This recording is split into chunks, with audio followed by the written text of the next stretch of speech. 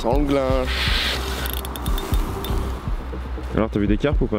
Ouais, 3, 4. Bon signe ça. C'est mieux que là-bas. J'ai vu une moustache aussi, mais dans un sale état. Réveillé par un herbier dérivant de 4 mètres, à 3 h du mat, ça fout les boules. À minuit, là, entre deux patates,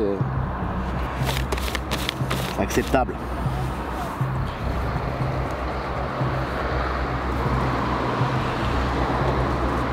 Le cas où ça part ça. C'est un montage de chacal. Là, tu veux qu'on dise que ça pêche pour la nuit, c'est ça? Ouais, tu dis voilà.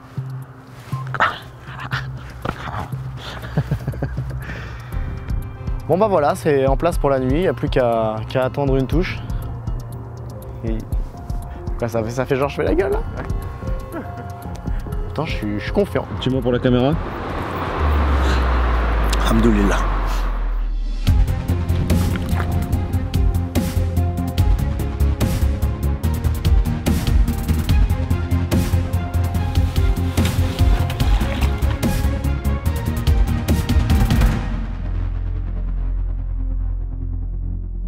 Bonjour à tous, on se retrouve aujourd'hui pour une session en rivière sous des conditions estivales. On a 38 degrés aujourd'hui, ça monte jusqu'à 41 ce week-end.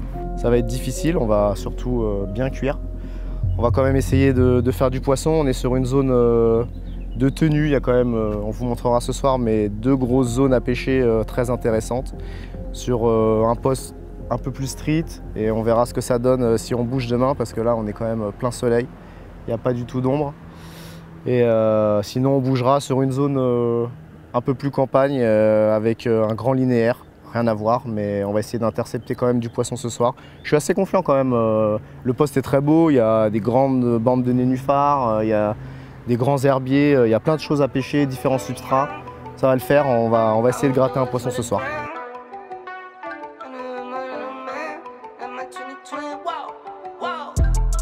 To deposits and it's only 8 AM. Do it for the fam, I don't do it for the gram. Do it for my daughters, do it for my little man. That's my 2020, reason why I win. Lot of missed calls, looking bloody in my call log. I bet to myself, I'm not sorry that I logged dog. Check my mental health, I was feeling like a lost dog. Bounce back and wipe my paws off. Get it off the humble and I stick to what I know. Nights on top of nights, long nights took a toll. Took some steps back, but I still get up and I go.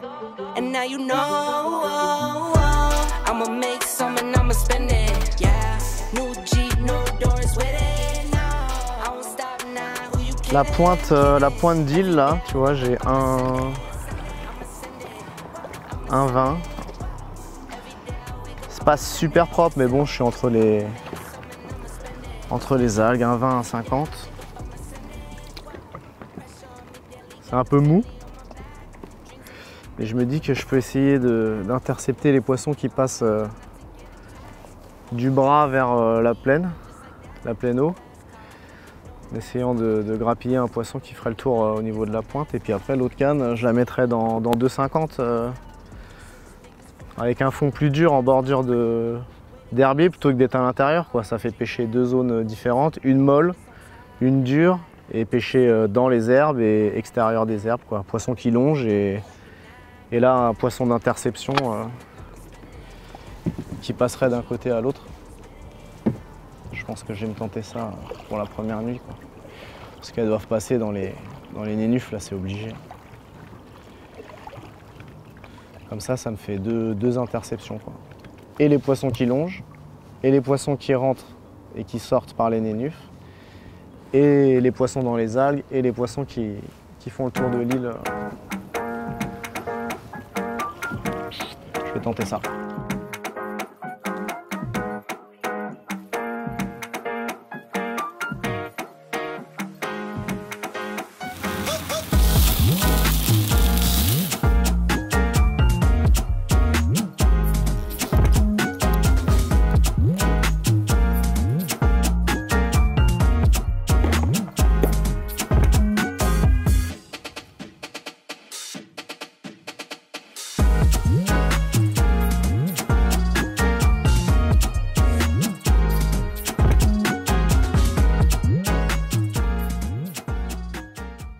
j'ai fait 2 types de montage.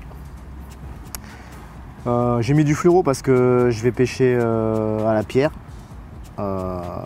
Parce que bon bah les distances elles sont quand même élevées, il y a beaucoup de péniches donc je vais être sûr que ça tienne, donc je vais pêcher à la pierre. Donc j'ai fait des badines assez longs en fluoro ou en combi, en flottante pour les endroits où il y a beaucoup d'herbe, donc pour en face dans les nénuphars ou pour ma bordure là. Et puis dans les endroits cassures, plus durs, j'ai fait un bonhomme de neige, tout simple. Voilà. En combi. Donc en gros, ça va se présenter avec une pierre,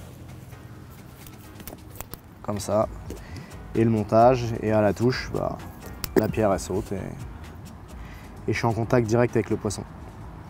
Pas de plomb de 350 parce que la pierre elle fait au moins 500-700 grammes.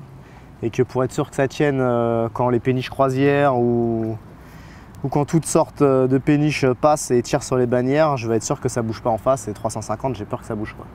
Malgré les backleads, au moins avec ça, je suis certain que ça sort pas de ma zone. Parce que comme on va pêcher dans l'herbe, à 1 mètre près, si ça bouge, je pêche plus quoi. Donc au moins avec ça, je suis plus confiant. C'est juste une question de poids. Et puis au moins quand je perds une pierre, écologiquement, c'est toujours mieux qu'un plomb de 350. Voilà, et puis après, bah, le long de la ligne, on va backleader comme ça, avec des trombones. Et pareil, quoi. Quand on arrive dessus, bah, on perd la pierre et on libère la ligne. Parce qu'il bon, bah, y a quoi? Il y a au moins plus de 150 mètres. 150 mètres, 160 mètres. Et puis, bah, faut que les péniches elles puissent passer au-dessus de nos bannières. Donc, on va être obligé de couler les lignes. Avec 2 ou 3 backleads, parce qu'il y a quand même les jet skis passent à certains à 15 mètres devant nous. Donc, si on ne veut pas se faire couper les bannières, il va falloir backleader devant, backleader au milieu et backleader pareil le long de l'île là-bas. Donc ça va faire 3 backleads. 3 backleads plus la pierre. Et on va sauter tout ça au démarrage pour aller chercher le poisson.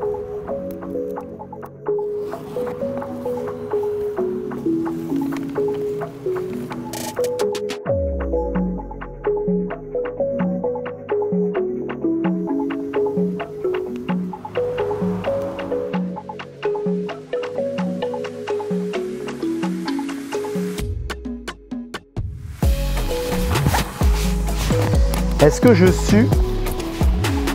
Non. Légèrement. Il fait juste plus de 40 degrés. C'est rien. Une broutille.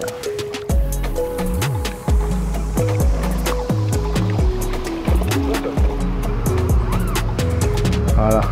Là devant, c'est propre.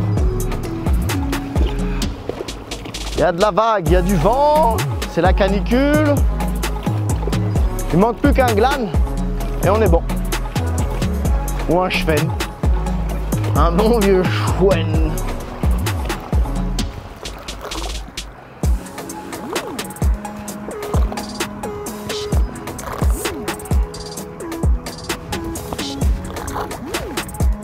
La canne elle branche pas, la canne de 3,5 livres. Hein.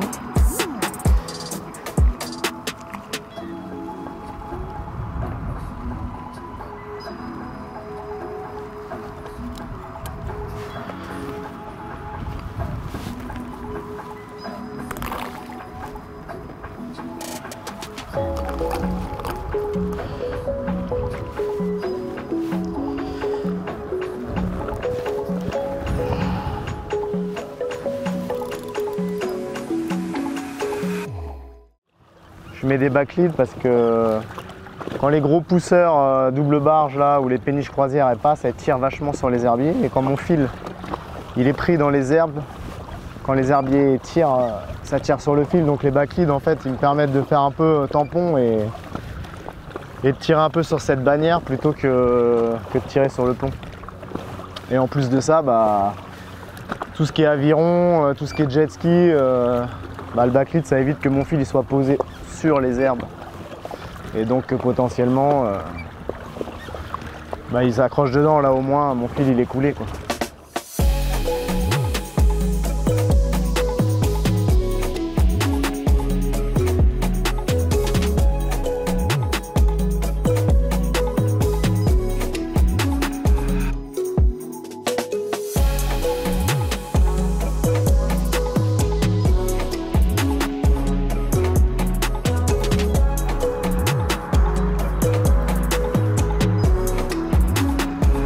périlleux.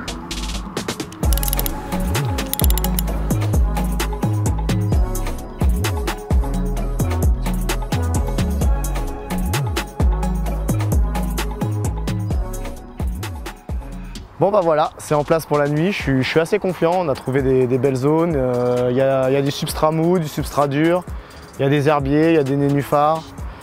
J'espère que les glanes vont pas être trop actifs et qu'on va essayer de toucher une carpe. On croise les doigts. Tu vas avec eux?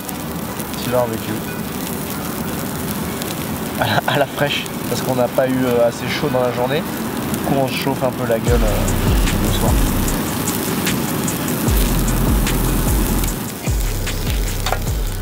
C'est bien passé. Il a beau être minuit, je mange plus que les poissons en tout cas. Ça c'est sûr. Bon. Parce que pour l'instant... On va finir l'assiette puis on va aller se coucher. Hein. Ouais. Enfin, on va se coucher, je vais faire un poisson. Tu veux faire un poisson avant? Ah ouais, t'es confiant comme ça? Petit mot pour la caméra. Très bonne cette petite pomme de terre. Franchement, heureusement on en a 3 barquettes.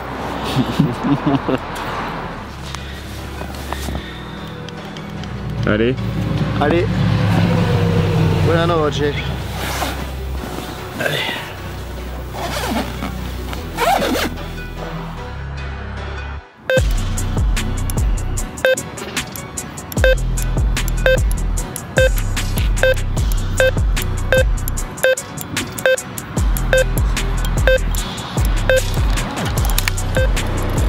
Surtout les bâtiments. C'est bon.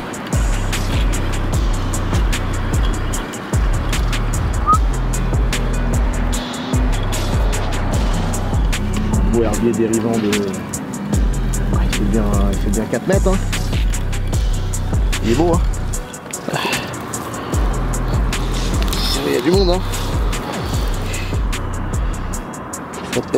Ça pêche plus là. On va bientôt repêcher. Hein. Après c'est mieux de le prendre à minuit en mangeant qu'à 3 h du mat. Réveillé par un herbier dérivant de 4 mètres, à 3 h du mat, ça fout les boules. À minuit, là, entre 2 patates, c'est acceptable.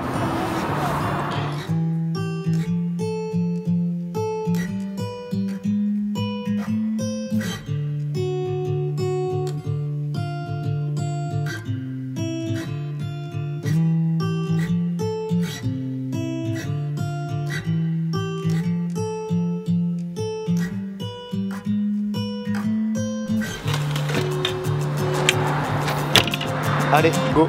On va voir une autre zone. Essayer de faire un poisson.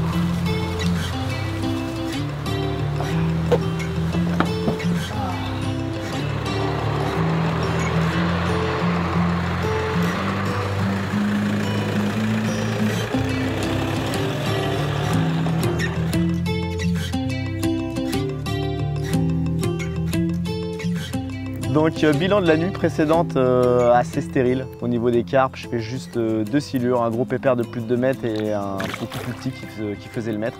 On est remonté vachement plus haut sur la rivière, elle est beaucoup plus large, beaucoup plus sauvage. On a choisi un parcours de nuit et un repérage sur Google Maps, un grand plateau d'herbe. Malheureusement l'eau est très teintée, il y a eu beaucoup de vent aujourd'hui. Donc ça va être assez difficile de trouver des zones propres sur ce plateau. On va sûrement pêcher la cassure. On a déjà fait un premier jet au niveau de l'éco-sondeur, il y a 1 mètre, 1 mètre 50, ça descend à 4 mètres la première cassure et puis ça descend jusqu'à 9 mètres. Donc on va essayer de trouver la pêche, de trouver des poissons, de faire un poisson. En plus ce soir on a un invité, il y a François qui va nous rejoindre vu qu'il est du coin. Donc ça va être super, on va faire un barbecue, on va bien se marrer, on va essayer de toucher un fiche quoi, histoire de sauver la pêche.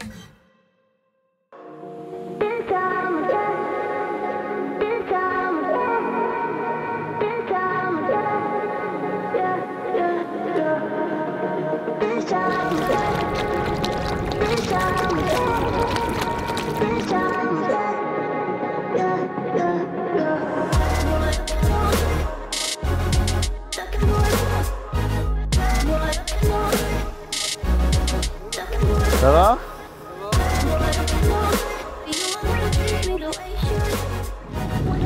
J'ai trouvé déjà une tâche propre là-bas derrière, et là je vois qu'il y a une branche. En fait, je voudrais me faire une sorte de repère pour la nuit, quoi, parce qu'il y a quand même pas mal de zèbres, on dérive ultra vite. C'est quand même bien pratique de trouver une zone propre à côté de cet arbre mort là.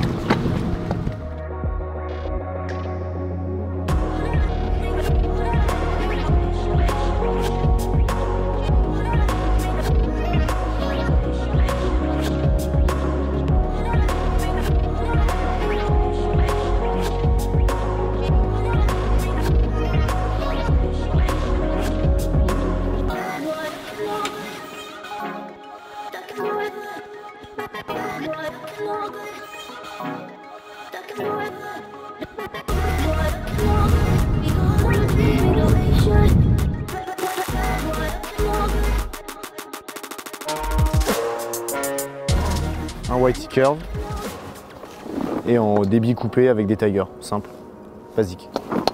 Tous coupés parce que comme on est sur une pente et qu'il y a quand même pas mal de navigation, au moins on est sûr que ça bouge le moins possible. Allez, on va poser sur le haut fond.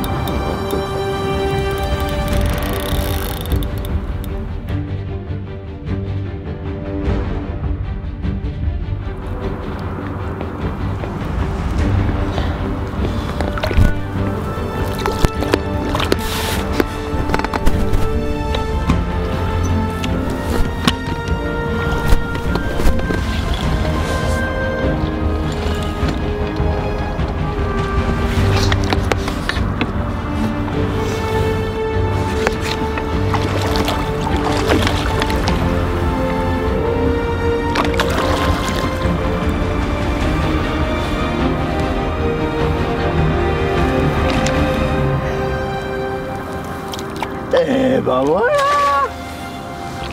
Quand même!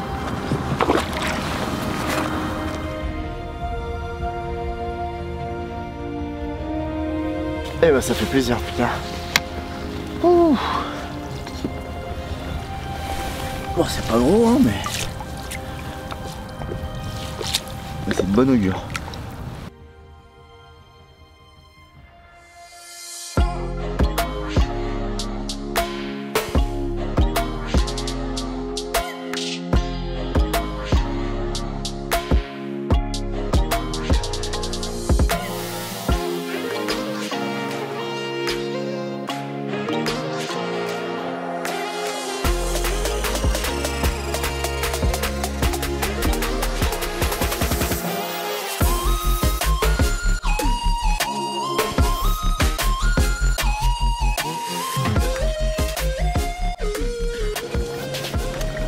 bilan de la nuit, on touche 2 silures dans la nuit, c'est ça? C'est ça, ouais. Et au petit matin, on fait 3 touches, 3 cocos calibrés dans 10-12 kilos.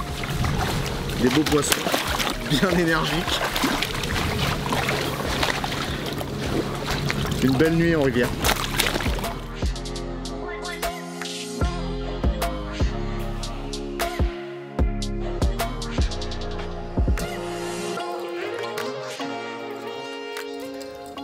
Ouais, ce matin, coup de chance.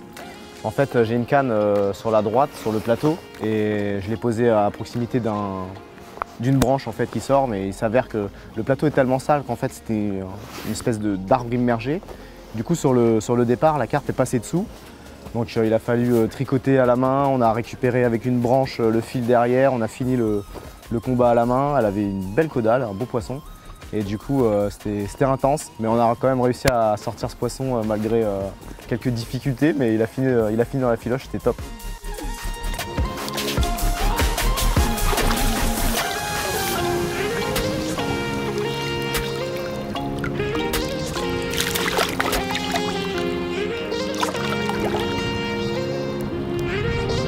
Yes!